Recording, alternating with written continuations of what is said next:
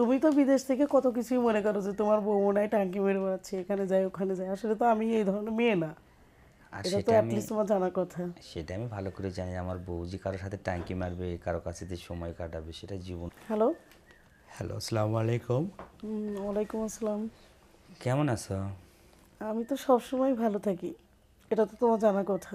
সেটা জানি তুমি সবসময় ভালো থাকবা, স্বামীকে প্রবাসে পাঠাই দিয়ে তুমি ভালো থাকবা না কেন?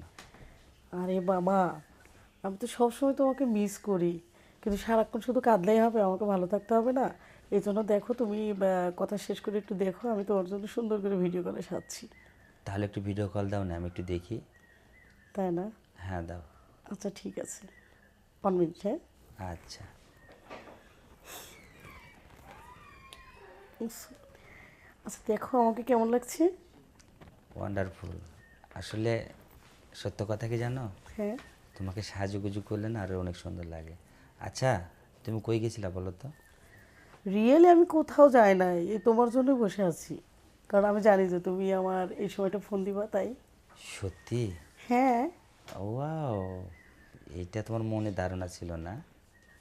তুমি তো বিদেশ থেকে কত কিছুই মনে করো যে তোমার বউ মনে হয় টাঙ্কি মেরে বেড়াচ্ছে, এখানে যায় ওখানে যায়। আসলে তো আমি এই ধরনের মেয়ে না।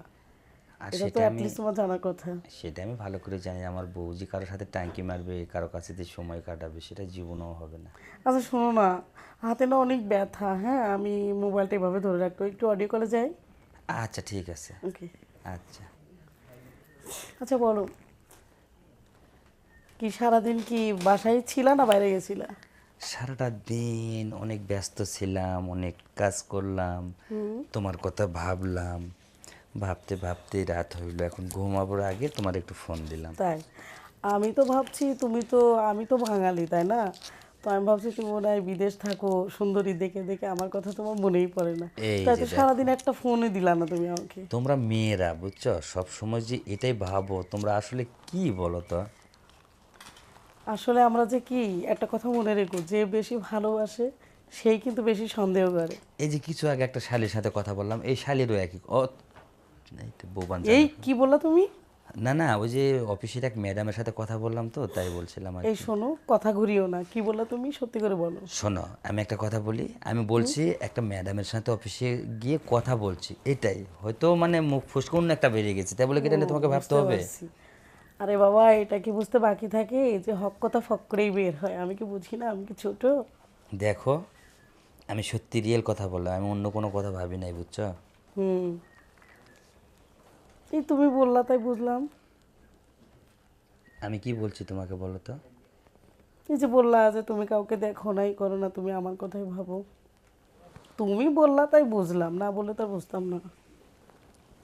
আমি যেটা বলছি সেটা তোমার সাথে রাগানোর জন্য বলছি বুঝছো, ও, তোমাকে চেতানোর জন্য। তাই না?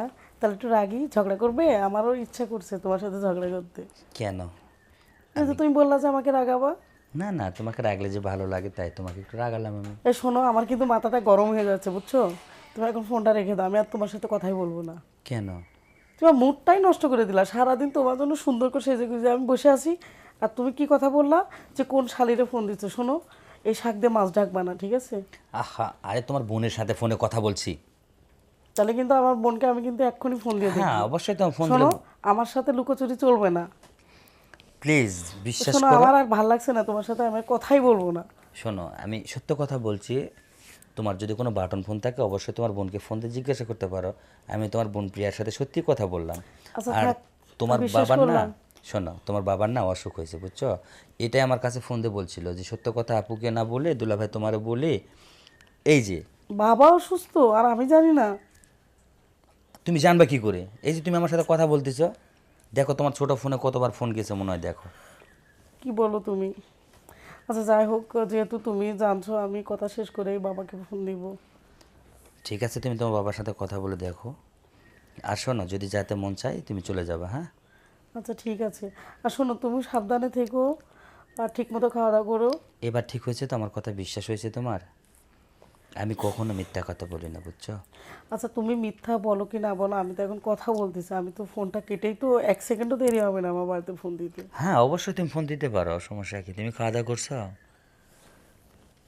সারাদিন ভাবছি তোমার সাথে কথা বলে মনটা ভালো হলে খাবো, আজকে সারাদিন শরীরটা ভালো ছিল না। কিন্তু তুমি যা শোনালে বিশ্বাস করো, আমার জানি না আজকে সারাদিন আমার খাওয়াটা হবে কিনা। আসলে ওই যে বলে না যে আজকে বেশি খুশি ছিলাম, তো এই জন্য হয়তো আমার, বিশ্বাস করো আমার অনেক কান্না পাচ্ছে। দেখো, এখানে কান্না করো না, আর কান্না করার কিছুই না। তোমার বাবা অনেক ভালো আছে, তোমার বাবার কোনো কিছুই হয় নাই, কিন্তু কি একটু হঠাৎ করে ওয়াশরুমে গিয়ে পড়ে গেছিলো, বুঝছো?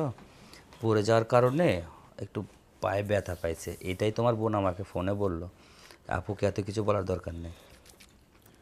আর তোমার সাথে আমি খুব কম কথা বলি দেখে তোমার বোন বললো আমাকে যে তুমি মনে হয় দুলাভাই প্রবাসে হয়তো আপনজন কাউরে পাইছো, এই কারণে তুমি আমাদের ফোনে কথা বলো না। তাই বলছিলাম যে তোমার বোন, মানে আমি শালিকে বললাম না। আচ্ছা, হয়েছে হয়েছে, শালিরা গুণাগুণ বলতে হবে না। দুলাভাইরা সবসময় একটু শালিকেই ফেভারে রাখে, হ্যাঁ এটা তো জানা কথা। হয়েছে বাবা, আমি জানি তোমার সাথে কথা বললে এই সময় রাগ হবে তুমি। আচ্ছা রাখো, পরে কথা আচ্ছা বলবো। শোনো, তাহলে ভালো থেকো, আর আমার এখন আর কথা বলার মতো মুড নাই, হ্যাঁ। আচ্ছা, ওকে। আসসালামু আলাইকুম। ওয়ালাইকুম আসসালাম।